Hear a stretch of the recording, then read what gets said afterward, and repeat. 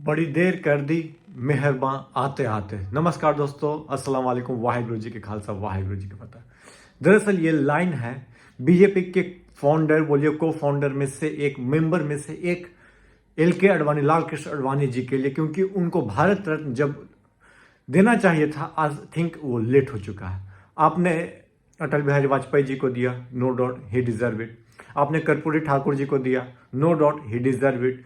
लेकिन LK अडवाणी को भी आपको पहले ही अनाउंसमेंट कर देना चाहिए। इतना कर्पूरी ठाकुर जी को अनाउंस करने के बाद आप इनको अनाउंस करना चाह रहे हैं, मतलब क्या है, इसके मायने क्या है?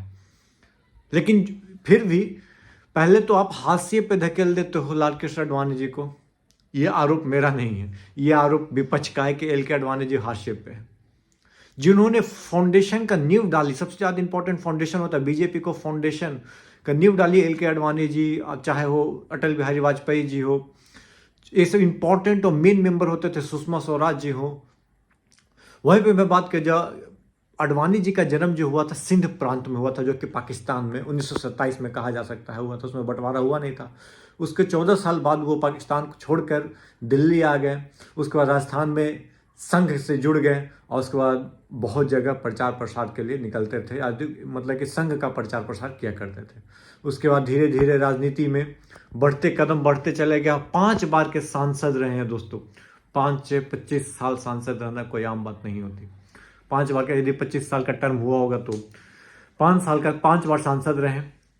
जो भी है उम्र, अब आज एज उनकी 96 एज हो चुकी है, जो कि लास्ट 10 साल से वो हाशिए पे एक तरह से राजनीति में, क्योंकि 2009 में उन्हीं के फेस पे चुनाव लड़ा गया था।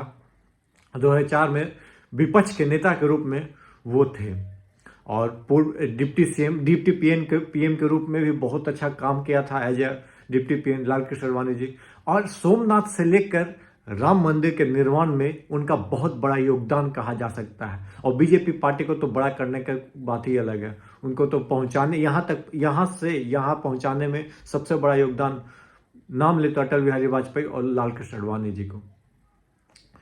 तो ये अवार्ड का अनाउंसमेंट पहले कर देना चाहिए था। वहीं पे बात किया जाए, जिन्होंने रथ यात्रा निकाली थी, उसके बाद जब लालू यादव ने उस समय इनको गिरफ्तार किया था समस्तीपुर से, उसके बाद ये हीरो इस तरह का बन गए थे, नहीं होता है, अलग लेवल का एकदम छा गया। उसके बाद जब यात्रा में जब इनको अरेस्ट किया गया, लालू प्रसाद यादव ने यही गलती कर दी थी उस समय के CM जो थे, इनको हीरो बना, नायक बना दिया इनको। और उसके बाद तो ये बढ़ते चले गए। चलिए, देर आए दुरुस्त आए, कोई दिक्कत नहीं है। इसके लिए धन्यवाद हम मोदी जी को देना चाहेंगे कि आपको याद था कि आपके लाल कृष्ण अडवाणी पार्टी के कोई नेता भी हैं।